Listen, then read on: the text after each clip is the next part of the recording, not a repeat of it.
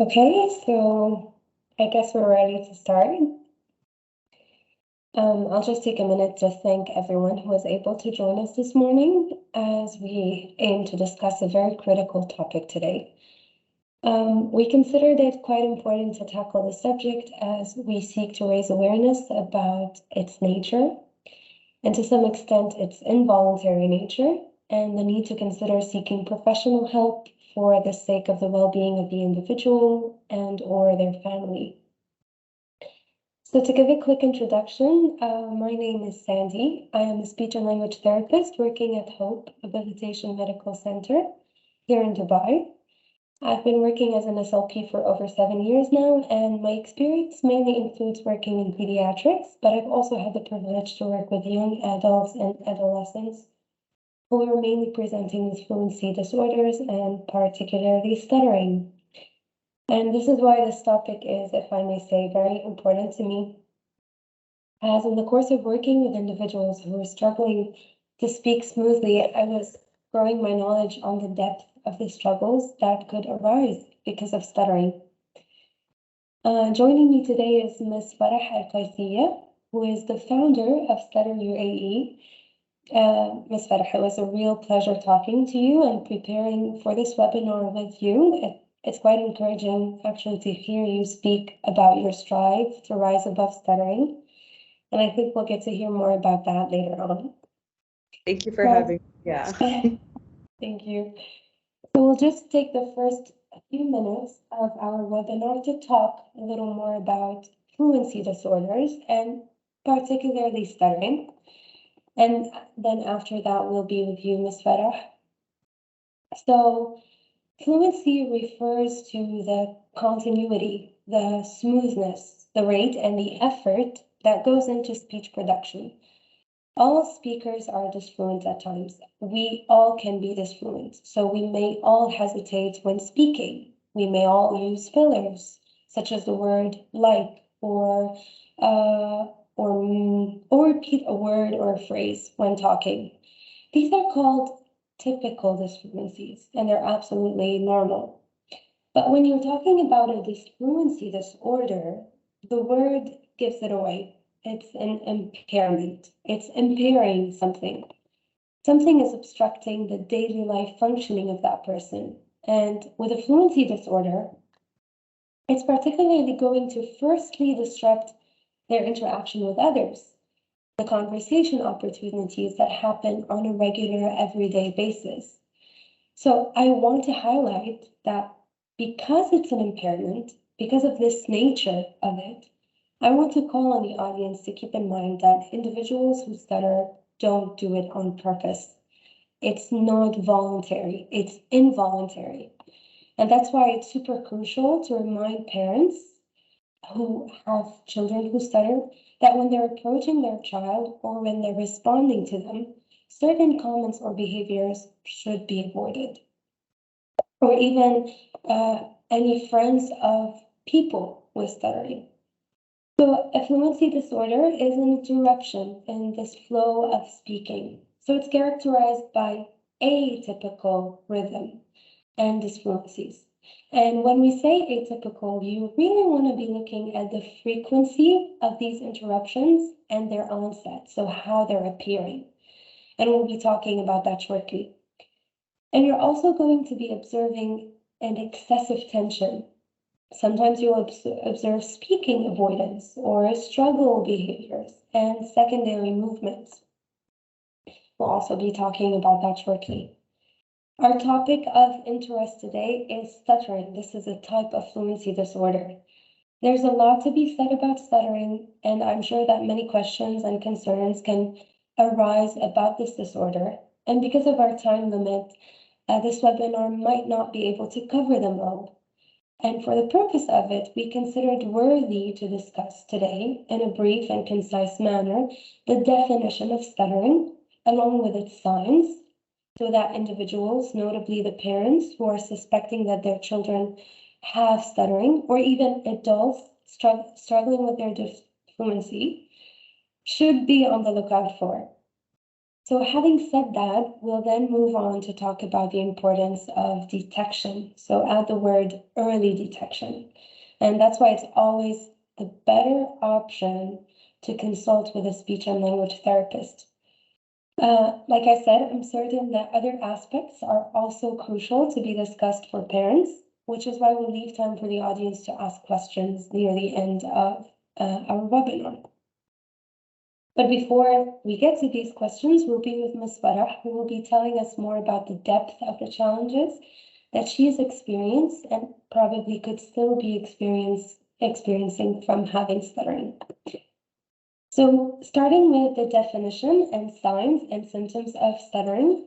Stuttering, as we said, is a type of dysfluency or fluency disorder. The signs in stuttering can often include repetitions. So it could be repetitions of sounds, words, or syllables.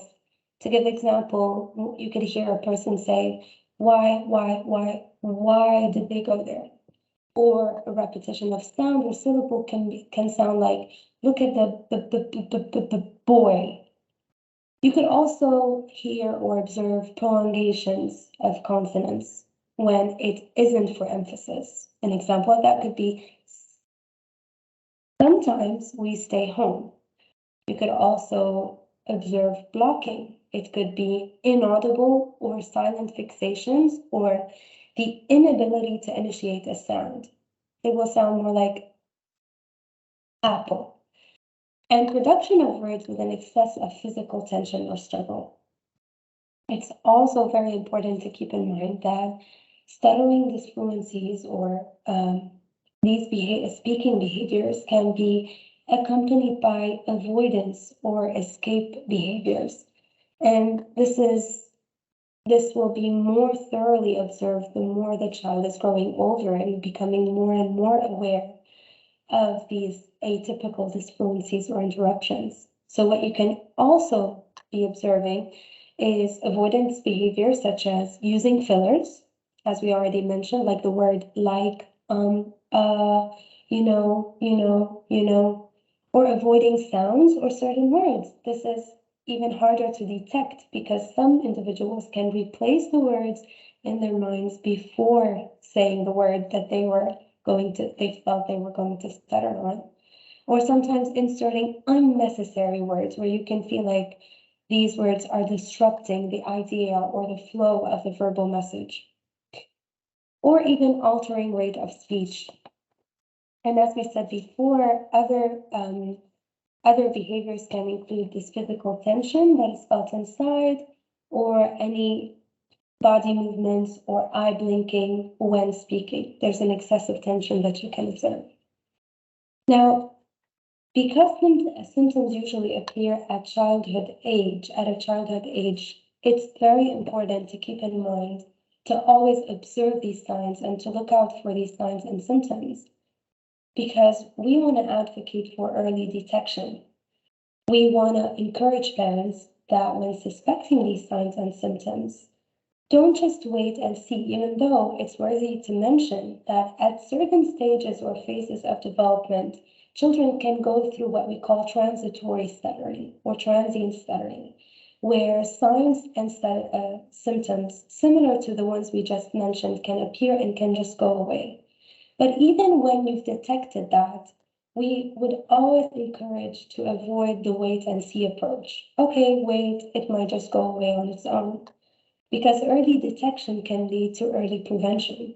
And when we are helping parents help their children through these phases, we might be avoiding big and severe impacts that stuttering can have on more than just the speaking area of this person's life, but also the psychological development, emotional development, social development, and cognitive development.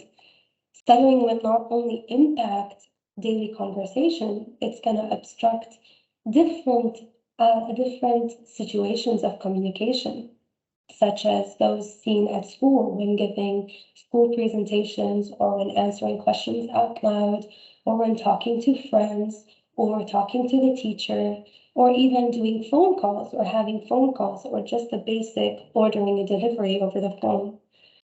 And it will also impact gradually their social life, where there, because of these avoidance behavior, there could also be avoidance of establishing relationships with other people.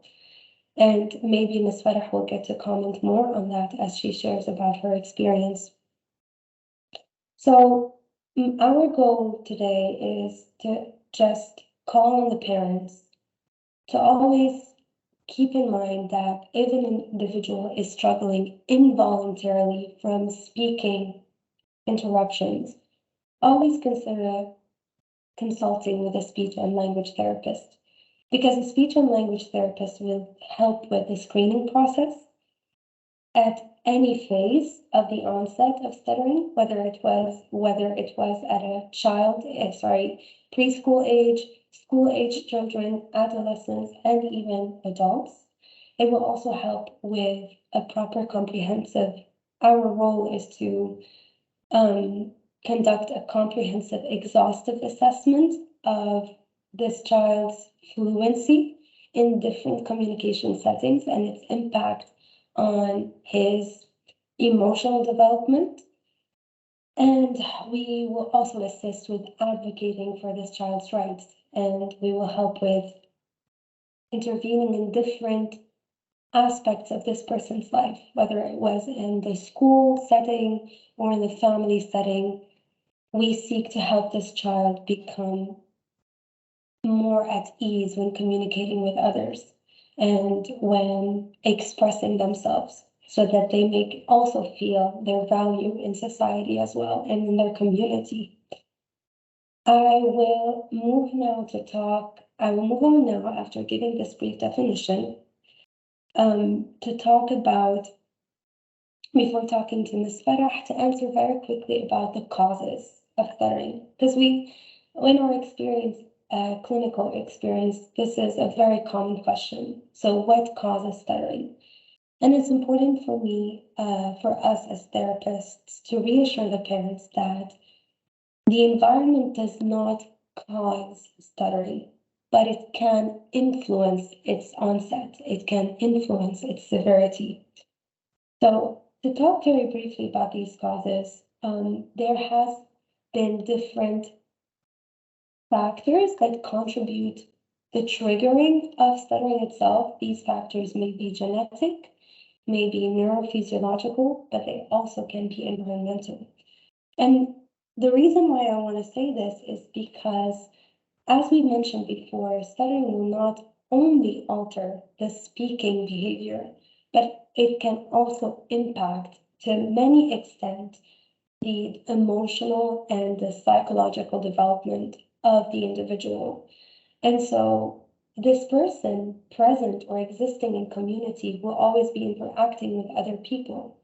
And depending on their reactions, depending on their responses to this child's a style of speaking or communicating style, this child will either be encouraged to pursue communicating and interacting with others despite the speaking challenges, or might be forced to either retract or just withdraw from different social situations. So the reason I want to just comment very quickly on the environment and the importance of educating and raising awareness about stuttering in the environment itself is because studies have proven, and our clinical experience has proven, that sensitive temperament and the environment and the way we react can really be associated with the severity of stuttering, especially in young children.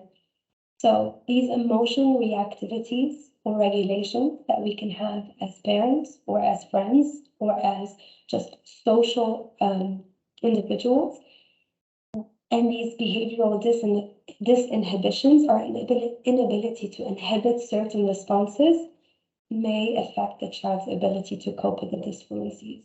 And this is why we thought it very crucial to talk about stuttering and to raise awareness about that, because we don't only seek to help the individual himself or herself, but also to help the environment adapt to these challenges. And having said that, I think we can now move on to Ms. Farah. Ms. Farah, if you could tell us a little bit more about yourself, what led you to, you're the founder of Stutter UAE. If you could tell us more about your journey that led you to seek this and your journey with stuttering itself. Sure. First of all, thank you very much for having me. And it's always a privilege to be able to share my journey with stuttering. And I don't know from the people with us today, how many of them stutter, are parents, siblings, families of people who stutter. With stuttering, it's like, personally, I don't have that much memories as a child who stutters, yet my parents tell me that I started very early, around 3 years old, perhaps, maybe younger. However, my first memory, or the memory that sticks with me, is when I was around 7th grade. And I had to face my stutter, whether I liked it or not, in front of my classmates, in front of my teacher. And that really put me in an uncomfortable situation. And mentioning back to how the environment can either encourage an individual to continue past the challenges or retreat, that incident in school put me in a situation where I chose to retreat. And I wouldn't socialize much with my friends. I would avoid oral participation at all costs. And it really changed how I viewed the world. And that feeling stayed with me until I graduated high school. And that's when I realized that, all right, I want to see what would happen if I challenge myself. And worst case scenario, I'll just leave the university, if I find a way to leave the university and start fresh somewhere else. So I would start each and every presentation at university. And this was my challenge. Good morning, everyone. My name is Farah Qaisiya, and I'm a person who stutters. Please bear with me. And until today, this sentence scares me so much because something as simple as this sentence shattered all the walls that I've put between myself and anything that I wanted to achieve in life, because I thought my stutter is in the way of me achieving what I want. And at that moment, when I realized that, the more I spoke about it, the more I was more accepting of me being a person who stutters, the less I would stutter. The more I would feel, I would notice the patterns. And that kind of sparked the drive to do something to help other people who stutter. Because until Stutter UAE, and more specifically 2013, I genuinely thought that it was just myself and my younger brother who stuttered in the entire world. And from there, that's where the idea of Stutter UAE came about, when I found another person who stutters. And just by talking about it, being honest and open and vulnerable, we saw a change in us.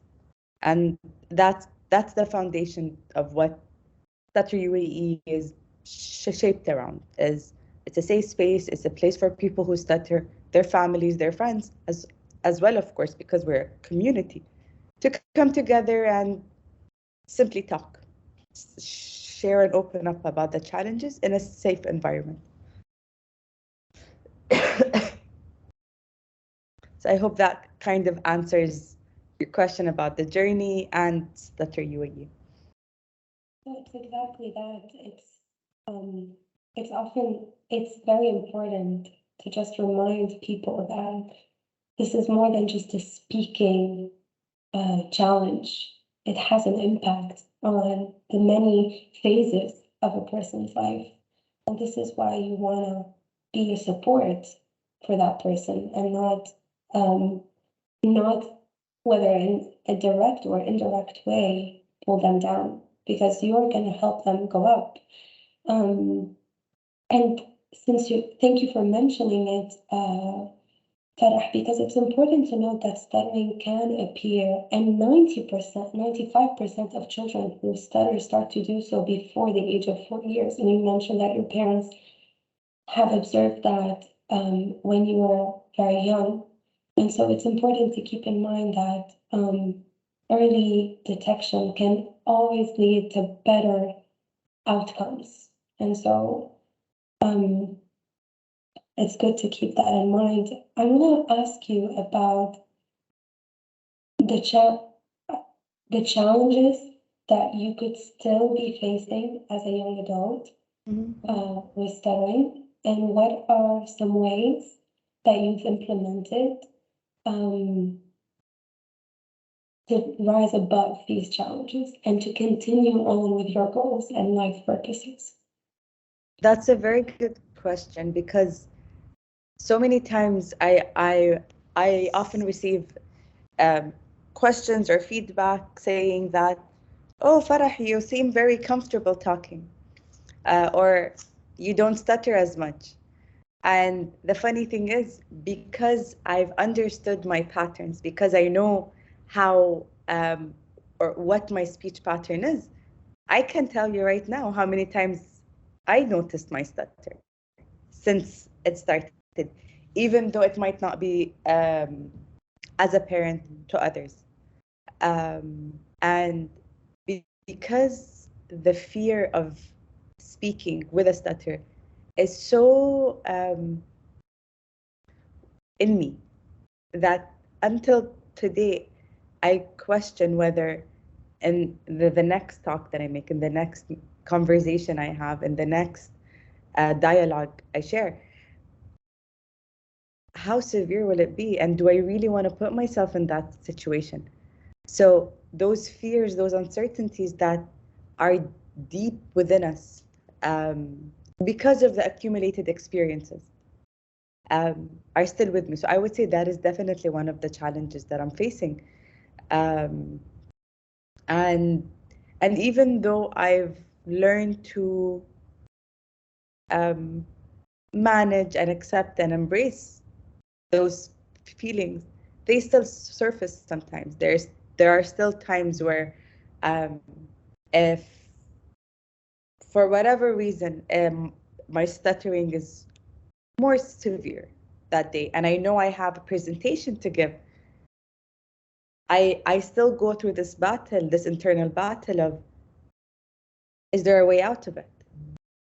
Is there a way for me to avoid being put in that situation?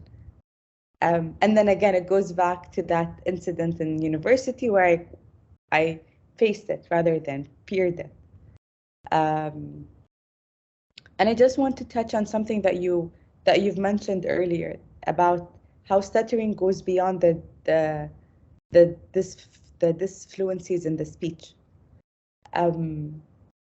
For me, I always compare stuttering in general to going out on the weekend and ending up in a busy parking space. And if you allow me to take just a couple of minutes to kind of share this this movie that runs in my head every time I kind of want to look at stuttering from a perspective of a person that does not stutter, because that can also be quite challenging for people to fully grasp what goes within a person who stutters. So let's imagine, pretend, visualize that it's Friday in the evening, in the afternoon. We've made plans with our friends, with our families, to go to Dubai Mall, let's say. And we've agreed to meet at 8 o'clock in the evening. You reach there, 7:40. That's quite a good enough time for you to kind of get there, find the parking space, reach there right on time, maybe a bit earlier. And as you go around and you realize that, oh, it's the weekend, everyone's also going out. And you notice that it's taking you 2, 3, maybe 4 rounds to find a parking space. Now you're just happy with any parking space. You just want to get out of the car. And as you go through that experiences, you find that parking space. Yeah. You try to park. The first time, it's a bit too tight, so you have to reverse and try again. The second time, it's still not working out for you. By this time, the people behind you are either honking or they're giving you full light. And if we sit and if we pause and we assess our body at that moment, what is happening? Maybe we're feeling anxious, tensed, overwhelmed, feeling like, is even this gathering worth everything that I'm putting my body through right now? And at that moment, you kind of want to go like, to hell with everything. I'm going back. I don't want to do this anymore. I'm just going home. But if we take the time and just really sit with that feeling and regulate ourselves and realize that once our body calms down, we can regain control or some control of the situation that we're in. Maybe not fully, and that's okay. And if we pause and we take that moment to regather ourselves and we try to park that car, it parks perfectly. You're out of the car, you're with your family, you're with your friends, and it's not even 8 o'clock. And to me, I felt that kind of embodies the experience of a person who stutters. Each and every time they are either asked a question or would want to initiate a conversation. Which is why it's quite important for us as a community in general to keep those things in perspective when it comes to dealing with whether people who stutter or people who have any sort of differences. So yeah, sorry for that derail, but I just wanted to share that. No, thank you for that. Because it's a really good example that allows us, individuals who might not be studying, to just understand the whole cognitive processing that you go through because of this speaking challenge and all the factors and the elements that go into it. And this brings me to talk more about therapy because we often think that, okay, so I have this speaking interruption, I have this speaking impairment, then I'll just go and find some tools that can help me talk better. But it's more than that in stuttering. It's even as a therapist, it's our duty to just raise awareness that it's more than that. Because of everything you just mentioned. Yeah. So much goes into preparing to say these words that when you want to help this individual, you want to help them on different levels. And you're not just here to just click a button or do a miracle and just make the stuttering go away. You want to work on everything that the stuttering touched and impacted, which can be more than the speaking, more than the fluency aspect of it. It's also the self-confidence, the self-value that that a person can experience from these different communication challenges or situations that they've been in. It's also the self-image that they have. It's this dependency on other people's reactions. It's the anxiety that comes from it. It's this whole cognitive slash emotional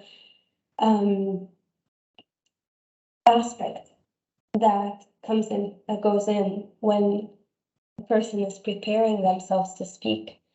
And this is why, as a therapist, I often tell parents that the goal is not to make the stuttering go away, because as a therapist, I have to be ethical and honest enough to say that it might not go away, because it's not an easy impairment. The goal is to help this person become their own person and to become strong enough to face the different communication situations or life challenges that may arise with enough support. And it's to shift their attention back to what matters and not what people are going to view. So it's this whole feeling and fluency push that we want to give these individuals. And this brings me to my maybe last question before we get to the Q&A.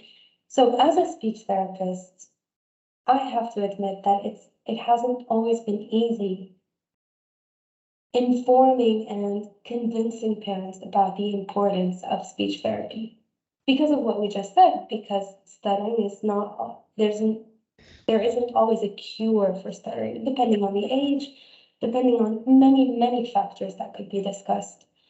And so I often see this turmoil with parents who come into therapy, show this trust in the beginning, but as the therapy is prolonging, as we're taking more time, as we're working on more than just the fluency modification strategies, we're targeting many other aspects. Questions and concerns start to arise, and doubts, if I may add.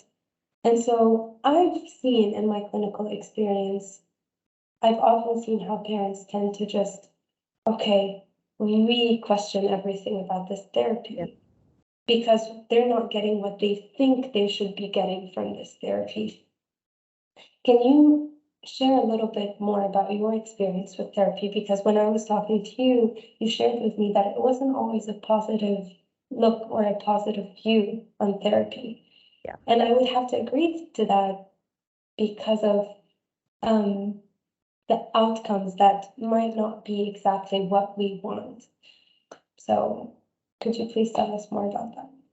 So I really like this question because I get to answer it both as a person who stutters and as a mother to a child who I'm suspecting might have a stutter. So I'll split it into two answers.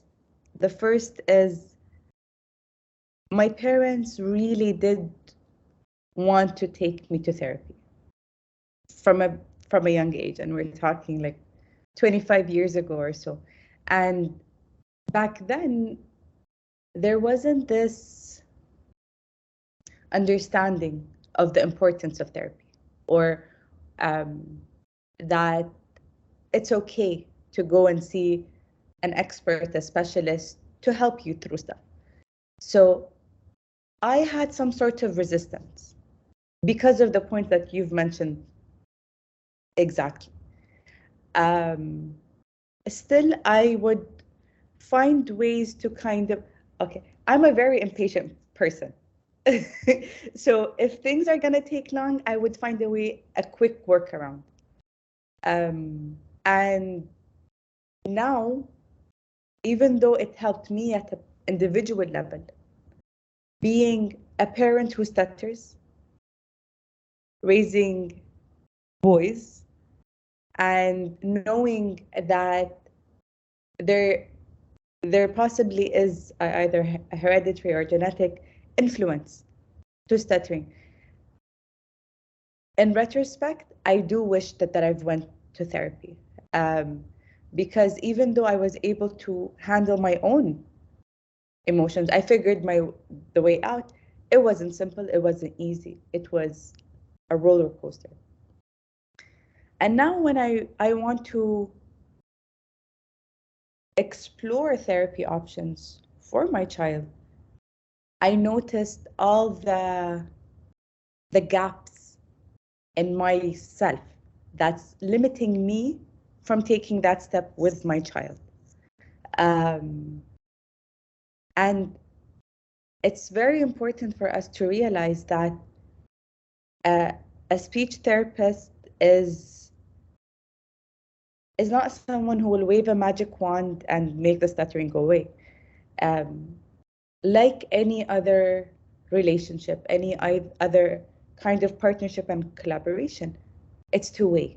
Um, and for children who go to therapy, perhaps it's even a three-way agreement between the therapist, the child, and the parent.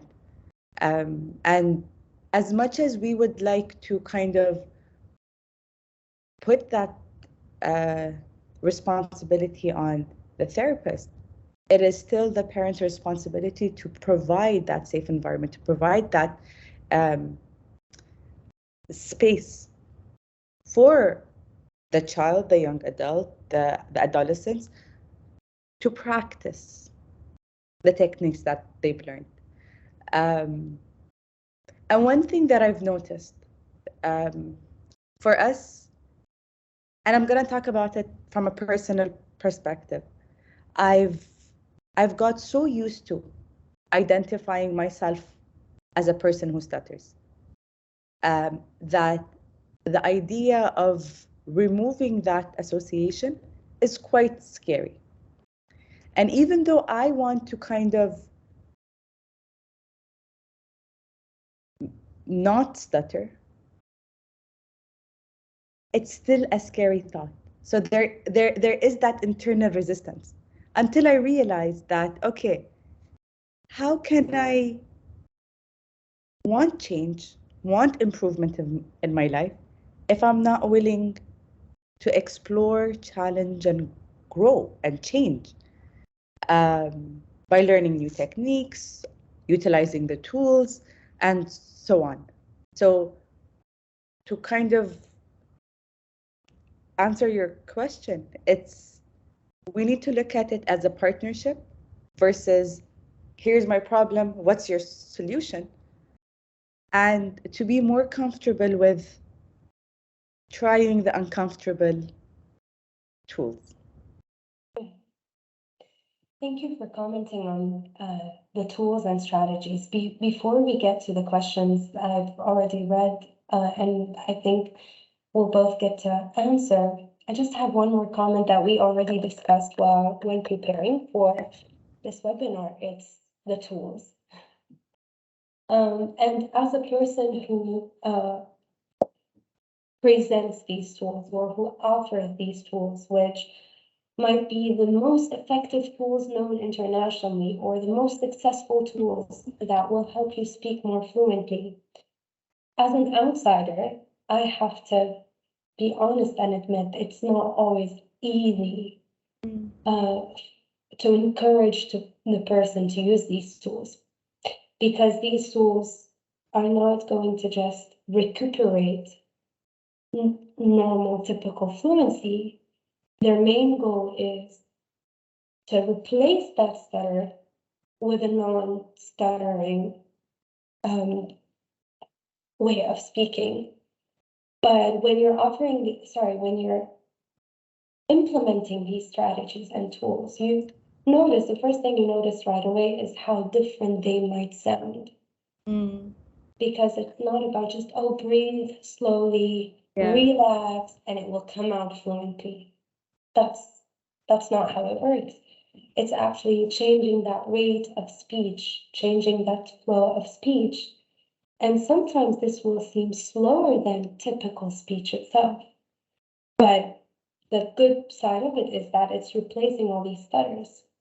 So I just want to comment before I ask you that last question. I just want to comment that we know that it's not always pleasant to just offer these tools and say, oh, go ahead, here's your solution, just go for it and use these tools. Because as an outsider, if I'm applying these tools, if I just put myself in their shoes and I just apply these tools, my first reaction, oh, this is not going to be easy for me to use outside. But from your experience, would it be easier to just stutter and to just, utter these repetitions and these prolongations? Or would you actually, what would your comments be on the use of these tools? That's a very interesting perspective. Um, I think as human beings in general, we'd rather stay with an uncomfortable or an unpleasant familiar than a possibly more comfortable non-familiar. You see what I mean? So whether it's stuttering or anything else, we would still want to continue unless it's a tough question to answer, to be honest, but the tools might not be simple and easy to use, and that's fair. Perhaps having or like helping the person who stutters find a space, whether with their families, with their friends, with a trusted individual or group, where they can go, hey, I've learned this new tool um, in in my speech therapy, and I would like to try it out. Explaining it, even though we'd rather hide the fact that maybe we're going to therapy, hiding the fact that we stutter, and try to kind of uh, conceal it. Yeah. Um, and most times, the fact that we're open about it, the fact that we're um, hearing ourselves say it out loud makes a difference. Yeah, I think it's exactly that, because I wouldn't expect the people to tell me, oh yeah, it's easy, I like it, I'm gonna start implementing it in my daily life. It's not easy, and that's why a lot of sessions go into, like you said, creating this um, safe and secure space for the individual to practice, to let out their frustrations regarding the strategy itself at times, but also to to see its importance in different speaking situations, because some speaking situations can be easier than others. Mhm. And so I would say these tools would be far more helpful in more public speaking situations that require more structure, that have a time restraint or constraint, or that require a bit more public participation. So yeah, this is a challenge, and I thought it was important to cover it because we want the audience to know that we are aware it's a challenge, especially if we have individuals who stutter with us. We are aware it's a challenge, but it's something that we get to work on, and we get to work to help with in a safe and secure environment, as you were saying. So yeah, that's it from my side. I don't know, Ms. Farah, if you have anything else to add before we tackle the questions in the chat. Nothing Um, besides this. Thank you for the opportunity.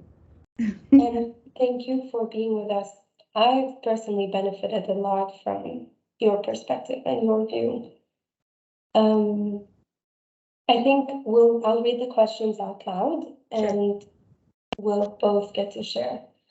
So the first question is, how do you explain to your children about your stutter? And I believe this is a question that maybe would be more interesting for you to answer. Yeah. Um, so that question specifically was one of the most daunting questions I had when I was pregnant. What would I tell them?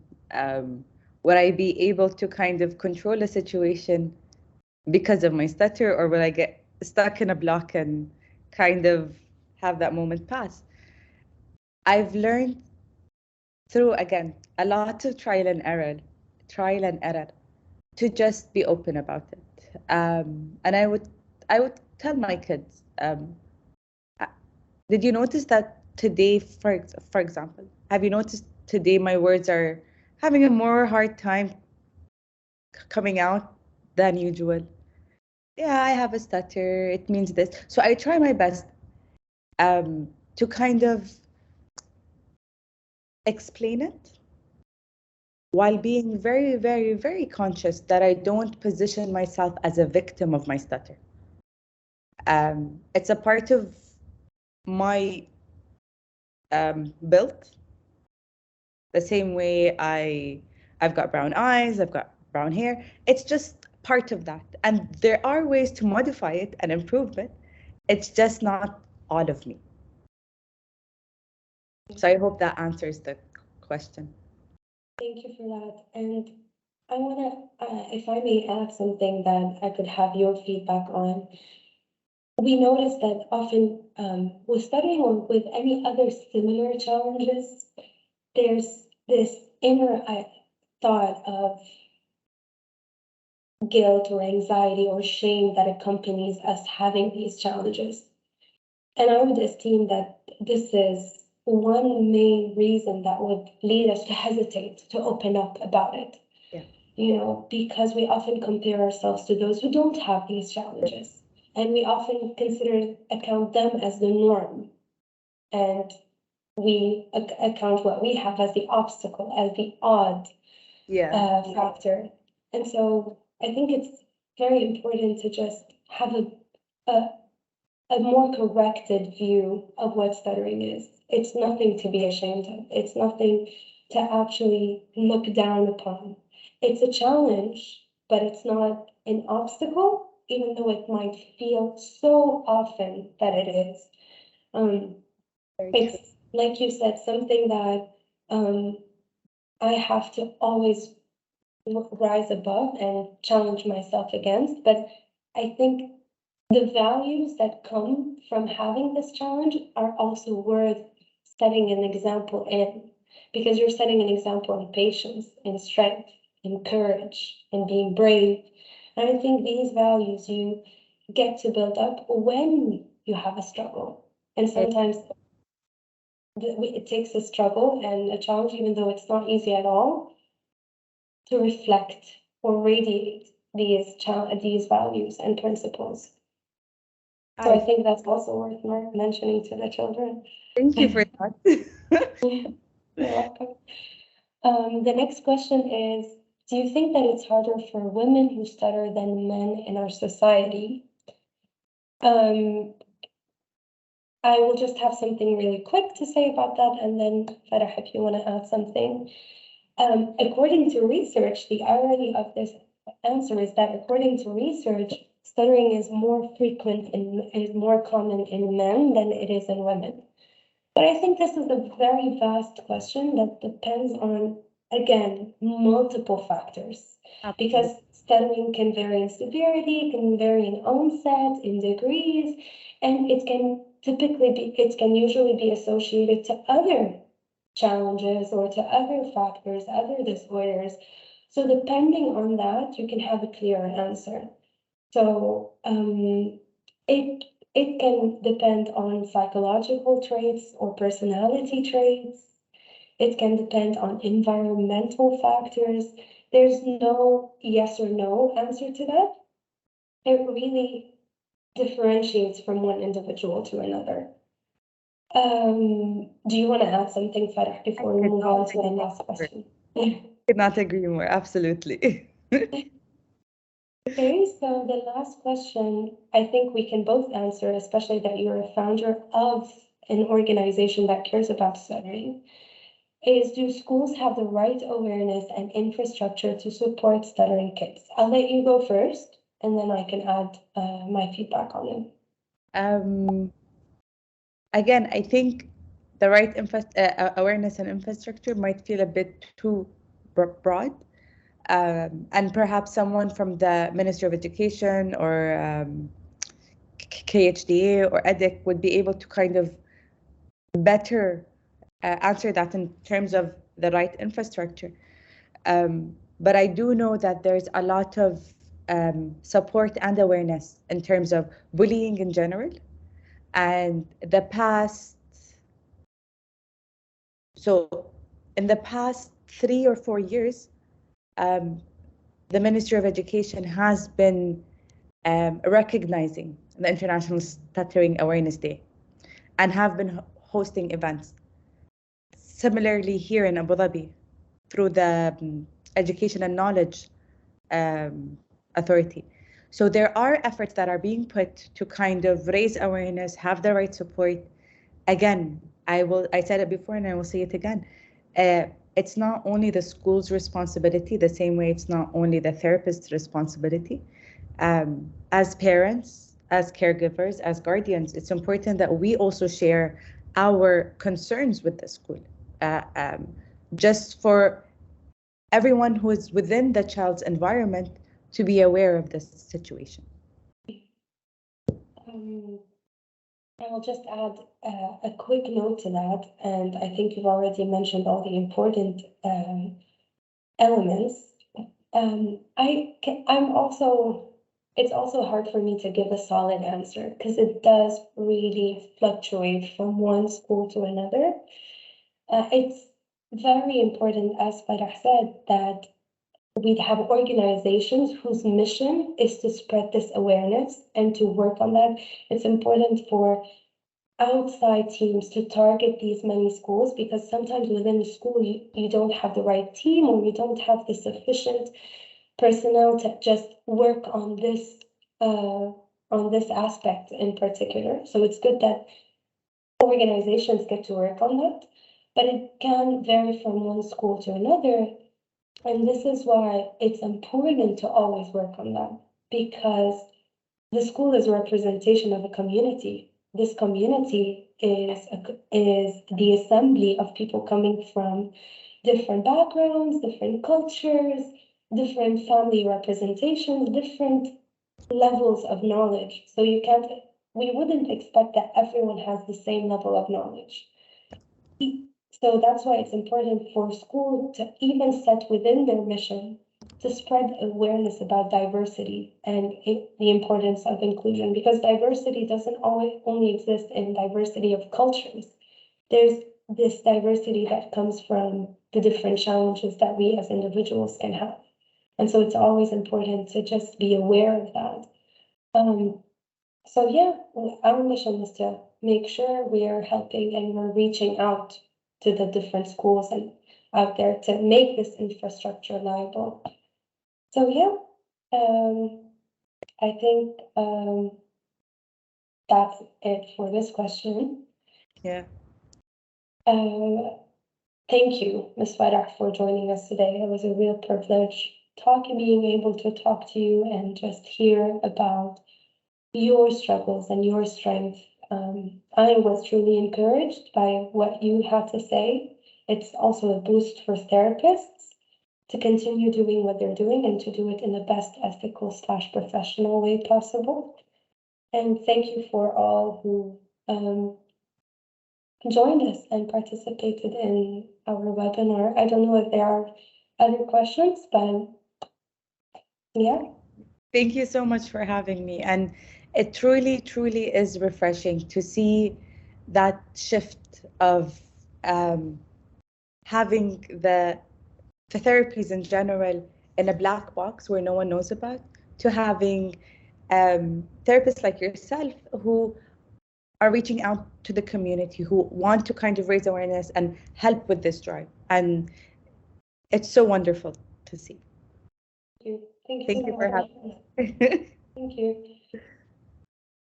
I think we'll just wait a minute or two to see if there are additional questions.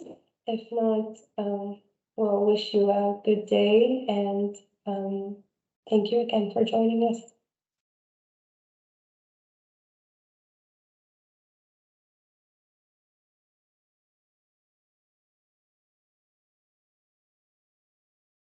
I guess that's about it. Well, we'll have to let you go, Ms. Farah, in hopes that we meet with you again if the opportunity arises. And thank you to the audience. And yeah, wishing you all a good day. Thank you very much. Bye-bye. Bye-bye.